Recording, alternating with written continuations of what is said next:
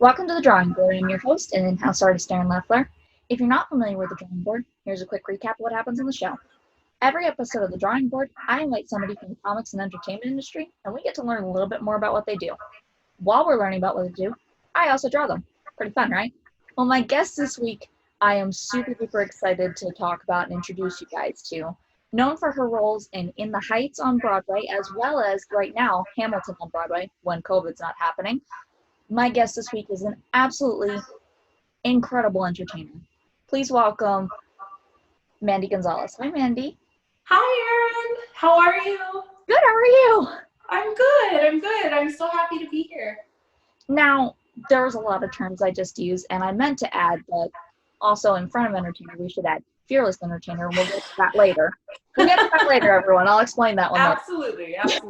But for kids who may not know some of the terms I just used, because there was a lot of them, just describe to us a little bit what you do.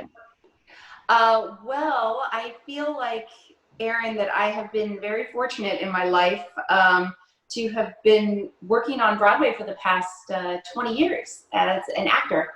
And as well as every actor in New York, I work in theater, but I also work in film and television. I work in voiceover. I am going to be releasing my first novel next spring through Simon & Schuster Kids. So I'm also now have added writer to the things that I do, but I'm definitely a creative soul. So I've been lucky to be able to make my living at that. That's absolutely incredible. It seems like you got your hand in a little bit of everything in the entertainment industry. Absolutely. I've been fortunate to be able to try different things, and some of them work and some of them don't, but I keep trying. So you said you've been on Broadway for the past 20 years. It seems like that's been kind of like a lifelong thing for you. So how long has this kind of been like your thing? Like, did it start when you were little, or did it kind of come later on? Yeah, Erin, it did. It started when I was about, probably from birth. I started singing really loud, and then I was fortunate because both of my parents worked all the time, and I was babysat a lot by my grandma, who loved musical theater and Broadway. And so I think I was the only grandchild that would sing back with her to her favorite musicals. And she would listen to like big torch singers like Edie Gourmet, Ethel Merman, Judy Garland, Tammy Terrell. I mean, it was just incredible singers, and I would try to imitate them. And so my grandma decided that, she told my mom, Robin, she's going to hurt herself. We have to get her into lessons. And so there was a dinner theater down the street from my grandmother's house in the Valley. I'm from California. And it was called the Showboat Dinner Theater. And the dinner theater is where you eat dinner and watch a show. And they had all-you-can-eat pickles, and I absolutely love pickles. I actually had some kosher pickles like before I came on here with you, Erin. Just part of my life.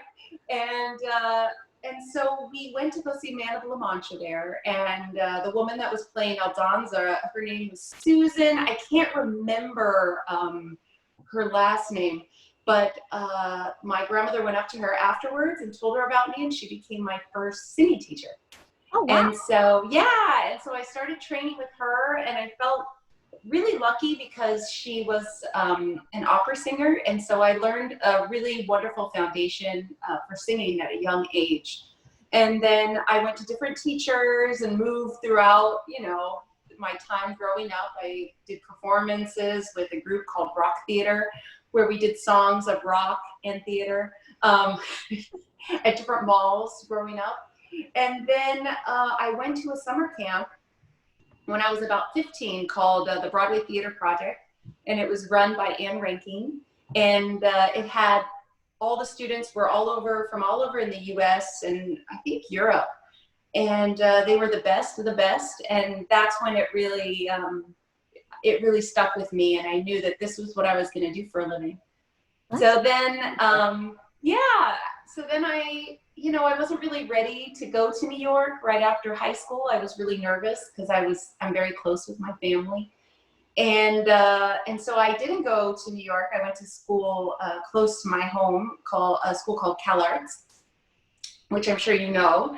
And yes, and so I went there, and then one of my musical directors, Bill Schneider, he was also a musical director for Bette Midler, and she was looking for new backup vocalists for her Millennium Tour. And he asked if I would go to the open call. And so I did. I went to the open call and waited in 3-hour lines, and I got the job. And so my sophomore year of college, I went on the road as a backup singer for Bette Midler. And so that took me to New York. And I stayed in New York for about 2 weeks. And I was like, this is where I want to be, and I can do it. And we stayed at the Plaza for those 2 weeks when it was still a hotel. And it was so nice. And then I saved all the money from that tour, and I moved, and I never stayed at the Plaza again. I moved to Brooklyn. And I moved here, and I just hit the pavement. And I just, I went to every open call, and open call is where you don't have an appointment. You just kind of wait in line.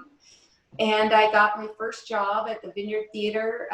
The casting director, Cindy Tolan, and Doug Abel gave me that first job. And the director was Diane Paulus. It also starred an unknown newcomer, Anika Noni Rose, Judy Kuhn, Ronell Bay, Wilson Germain Heredia. And so that really started my life here in New York on Broadway. And I did, from there, I went to Disney Theatrical, and I played Princess Amneris and Aida.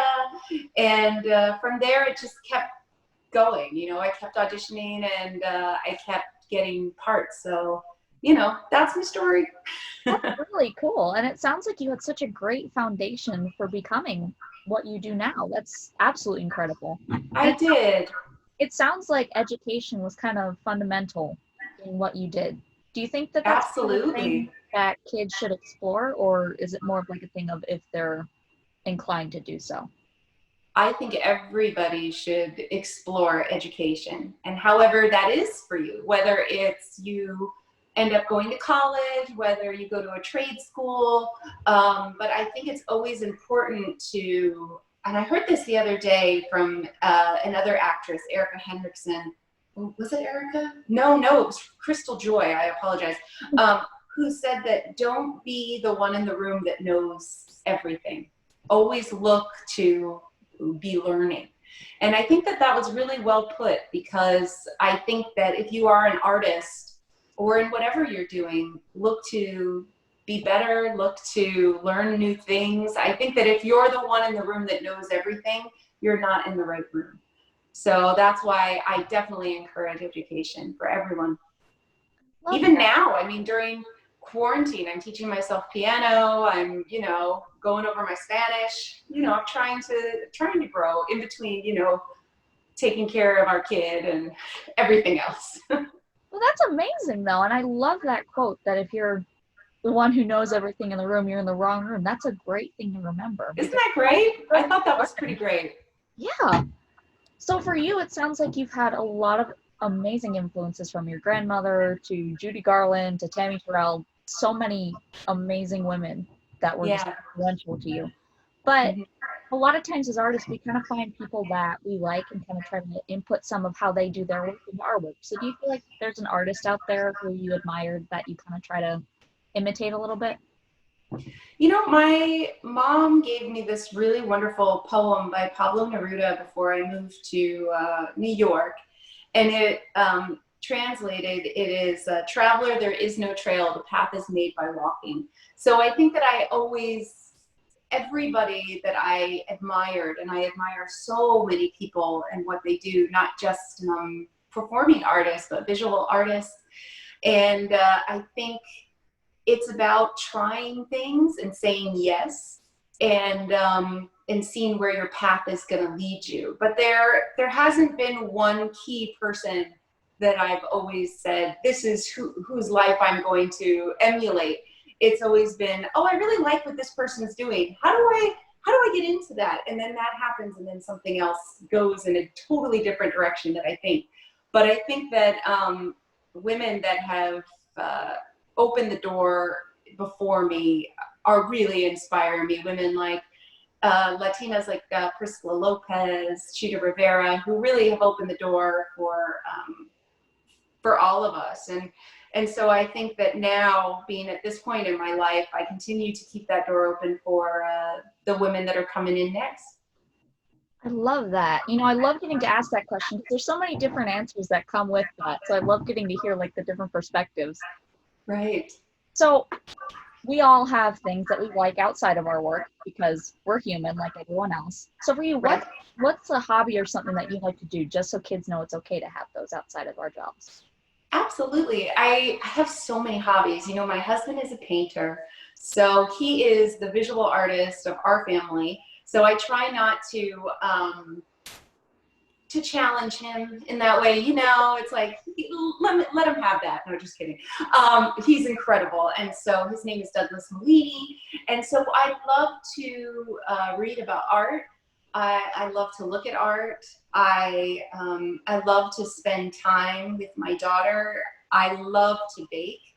That's something that's kind of new to me, not having to be in an 8-show-a-week show right now.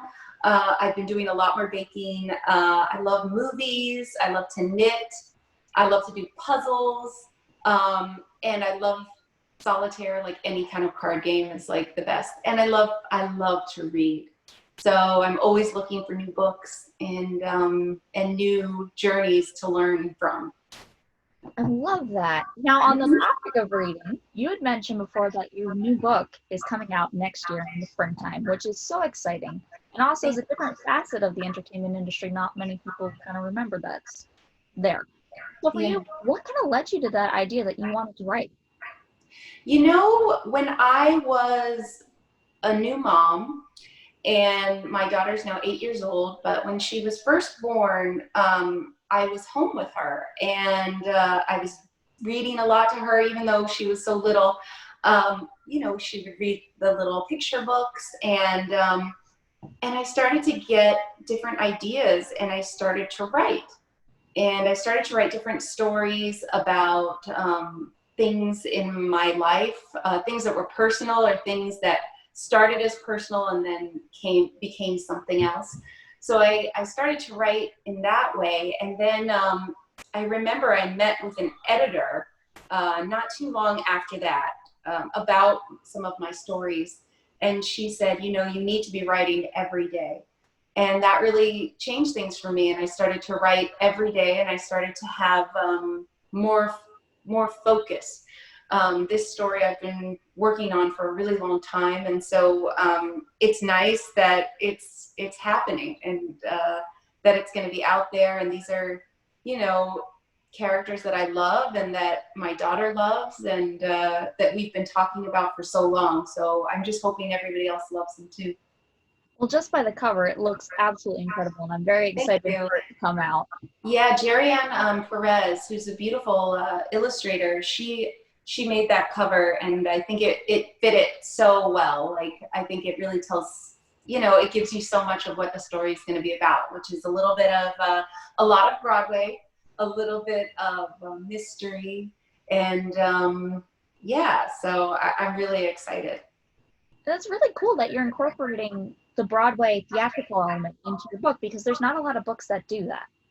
Absolutely, and the main character is Monica Garcia, and it was very important for me to have a character that I could relate to, and I'm hoping that other kids can relate to. So I'm very excited about it. Along with that, there's a lot of competition that gets put out there.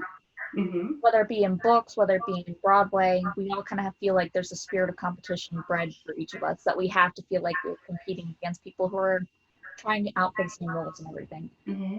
Do you find that that's kind of a spirit that's hard to break out of, or do you think it's more like easier to put it aside and say, no, I want to be, friends with this person and learn from them?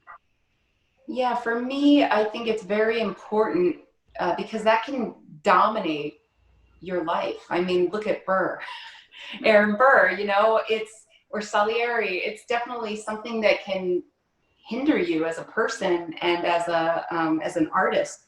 And so I think it's always important to be happy for others and for what they get. And if you're lucky and you're in a business that you love and you've been doing it for a long time, you surround yourself with people that are very like-minded, like you. Because I think the biggest competition has to be with yourself. And otherwise, I think you're missing out, because there's always room for improvement, you know? And so I think that if you're looking to somebody else and saying, oh, they have what I want. I mean, it's the same thing that my parents always said. It's my dad always said, you know, Mija, there's room for everybody. And I really think that that's true. And so you just have to find your place. And the only way to find that is through the work. That's beautiful, and I absolutely agree. I think that's the perfect way of putting it. Yeah. But along with competition, we also face that little thing called rejection, which every day. For you, do you find that it's easier to take it personally, or do you think that kids should kind of use it as a learning experience? I think a little bit of both. You know, being an actor is like 90% rejection. So if you're lucky to get the 10% of times when people are like, yes, you're the one, then I think that's a great thing. But you have, as you go along and you're in it longer, it still stings when you get rejected from something that you really love. And that's the thing about doing what I do. It's that, you know, all of a sudden the part that you're auditioning for is the part, and it's the only part I want. And oh my gosh, if I get this part, then this and this and this and this. And then you don't get the part and you're like, oh, you feel deflated. But now I feel deflated for like 5 minutes, and then something else comes in and I go, oh, that's the part. Now I want that part. And it becomes like this constant chase. And there's something about the chase that I really like. I like the challenge. I like just all of that. It's such a up and a down, you know, part of life.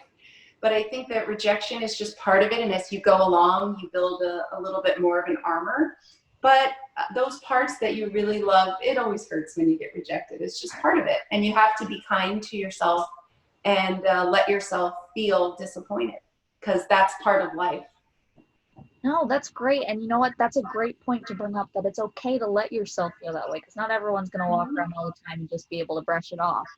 Exactly. Everybody thinks everybody should be perfect all the time and happy, and there's like no such thing. Well, for you, you've worked in so many different things outside of writing as well. You've done so many different Broadway productions. For instance, The Heights as one of the best roles, I think, personally. Oh, thank you. You played such really strong characters. For you, how does that feel, knowing that there could be a kid sitting in the audience looking at your character and saying, that's me, I can do that one day? I think that's the best part of my job at this point in my life, at any point in my life. But when I come out of the stage door of Hamilton and I sign autographs, and there's young people that come up to me and tell me that I'm like Nina Rosario, I'm the first person to go to college. It wasn't until I saw you and I saw your last name that I realized that I can do Broadway too, that there's a place for me. And those stories mean everything to me, because I know where I come from. I know how hard my family worked for me to be here. And I think all you want to do is leave something behind that makes people feel better about their lives. Now, along with that comes with the beautiful thing of representation on Broadway. You're being able to be out there and representing your ethnicity and your parents and your family and their heritage. What's that like to know that, you know, that could be affecting a kid? I think it's incredible.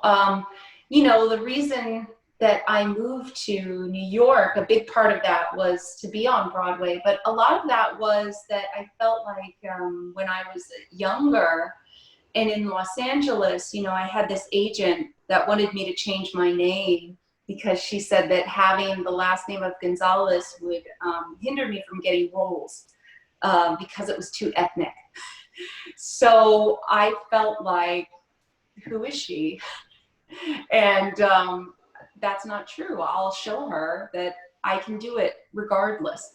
And I felt like New York, when I moved here, I had a chance. I didn't have an agent when I moved here. I waited in lines, and it became about so much about what I do and what I brought to the audition, and not about what my last name was or what my ethnicity was. It was about the work, and I felt like New York gave me a voice.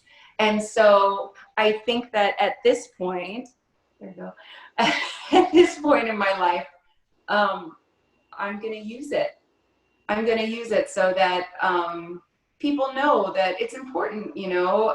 People know that my last name is Gonzalez. I am Latina, but I'm also Jewish. My father's Mexican, my mom's Jewish.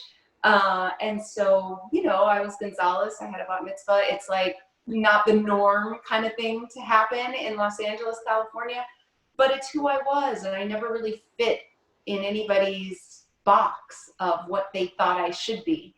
And so I think it's important to show kids that just be who you are, and you create your own place. And it doesn't have to be a box. It can be like a box with open sides, or, you know, like, who knows? But you don't have to fit in anybody's, what anybody thinks that you should be. I absolutely love how you just said that about the agent telling you about changing your last name. That's a wonderful thing, that it's okay to accept who you are, even if people are telling you that it's not. And I think that's absolutely beautiful. And thank you so much for sharing that. Yeah. So again, this is more of a fun question. You've worked with so many different people on so many different amazing projects, but I'm sure there's probably something, either as a writer or as an actor, that you'd like to do.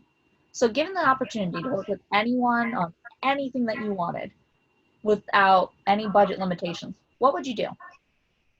I would continue, I think, doing what I'm doing.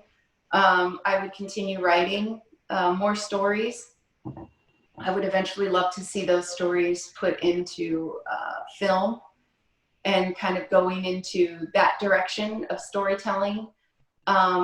But I would like to continue doing that, and as well as singing, because that's my first love, and music is like everything to me. So I would like to do both of those things. That's wonderful. Okay, I've got a couple more questions for you. These ones are a little more serious, though. Sure. When you first started out, we all kind of wish we knew something that we know now when we first started. So for you, what was that thing that you wish you would have known when you started out? I think the thing I would have liked to know is, man, you know, it's so hard to answer that question, because it's like I've learned so many things. It's like when I did my first show, that I was an original performer in a show called Dance of the Vampires. It starred opposite of Michael Crawford. I was 23, and I was so green, and like, which means I was new. I was so like, not alpha but I was so like new to the business. I had no, like, there wasn't anything in me that was just like, I'm too good for that, or that's not going to work, or this and that. And I think I wouldn't tell myself then to know too much, because I think that my naivete helped me survive the business, because that first experience was really rough for me, because the show didn't succeed. It was one of the biggest flops in Broadway history, and it really taught me a lot, you know, about perseverance, about about having to keep going even though you have to go through something that's tough. And I think that so I don't think that I would teach myself anything. I think I would let myself go along this journey, because I'm definitely a better person for all the mistakes that I've made. And I have a lot more to teach my daughter in, you know, as she grows in her life. Oh, that's absolutely beautiful. And I can imagine that that's probably not easy when the first thing that you're in doesn't exactly go the way that you expect it to. It's one of the hardest things. It's one of the hardest things when something that you've been working for, even though, you know, I wasn't in New York very long, like I've been working for that since I was like 7. You know, this goal of whatever I thought making it was. And, but in the end, it was one of the greatest lessons, because regardless if a show is good and people love it, or if a show is tough and people don't like it, the work is the same. So you either grow as an artist through that and kind of take the good and take the bad. You take it all in there, you have the best life. But it's really true. It's like you either learn something from it. It's like this time that we're in of isolation. It's like there's something that I'm sure you have to learn. We're all learning. And if you're not, I think you got to dig a little deeper. Dig a little deeper. See, it's all about it. You keep mentioning your family, which I absolutely love, because that I feel is such an important part to each of us individually as humans. Yeah. Do you think that they are more of an inspiration to you than when you first started out? I think I was so lucky to have a family that was completely behind me and my dreams and just me as a person. You know, I call them my first fearless squad, because they were. Anything I wanted to do or try, my parents were always like, yeah, okay. And I didn't come from a showbiz family, so it wasn't like I ever thought I was doing anything like not good enough, you know? So if somebody said, well, do you want to sing at this family function? I was like, yes. Like I looked at it as an opportunity, as a gig. And then my parents got behind me. My dad bought a singing machine so I could have a microphone. And I performed at Venice Beach. I performed at malls. I performed anywhere that somebody said, yeah, you can plug in the singing machine and sing. And I never felt like, I was just so happy doing it. But I would have felt different had my family been like, you can't do that. You know, I mean, I feel for my brother and sister who are not performers. My brother's a graphic designer, and I don't know, he was pretty cool though.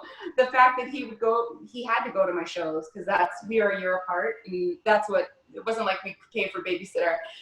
And, but we were talking about it the other day, because he used to go, when I would perform at the malls, he would go into the Tilt arcade. And he liked that arcade that was called Tilt, because you could tilt the machine and money would come out. So he liked it, but it was like my brother would go to the arcade, and like he had a sister that would sing like in the mall, like Smooth Criminal and stuff like that. So I give him a lot of props, and he knows a lot about musical theater. We would take turns in between my musicals. You know, my dad had Laserdisc. We would watch Tron, and then the next movie we would watch would be like West Side Story or Sound of Music, and he always sat with me and like was a part of it. No, that's wonderful. I really appreciate when people tell me stories how integral their family was into how they got into their job. I absolutely love that. Yeah, I think that's your starting base. You know, if you're lucky and you get if you luck out and get great parents, you know, you've already got a little bit of a gain in this world. And if you don't, it doesn't mean that you can't get to the same place. It means you just have to go a different way. No, So, yeah. Okay, last question before I show you what I've been up to over here. For kids watching this now, if they're looking to get into the career of writing, if they're looking to get into the career of acting, voiceover, you name it, what's the one thing you want them to walk away from with this? I would say the one thing I would love them to walk away from looking at my story is to follow your heart. If your heart tells you that you want to be an artist, if you want to be a visual artist, if you want to be a performing artist, I want people to know and kids to know that there is a place for you. It doesn't always mean that it's going to be the place that you think it's going to be. You know, if you start out wanting to be in the spotlight and you go on your journey and all of a sudden you say, oh my gosh, I really like sound design, or I really like lighting design, or I really like set design or stage management or company management. There's so many different avenues that you can go in the arts, producing. And it doesn't, all of those avenues are important. are instrumental into the happiness of the world. So just know that to follow your heart and to know that there's a place for you and you're going to find it. You just have to keep going. Love that. And thank you so much for sharing that and sharing your story with us. And that's Thank you, my Erin. favorite part where I get to show you what I was able to make off of you while you were talking. I'm hoping that the computer colors actually pick this up the right way because sometimes it throws it off. Oh, I love it. You got a little glare Wow, that's from the light. beautiful. But Oh my gosh, you're so talented. thank you. Well, thank you so much for coming on. It was an absolute pleasure to get to talk to you and learn from you today. And thank you so much to everyone who tuned in. Again, I am your host and in-house artist, Erin Leffler. Catch you next time on The Drawing Board.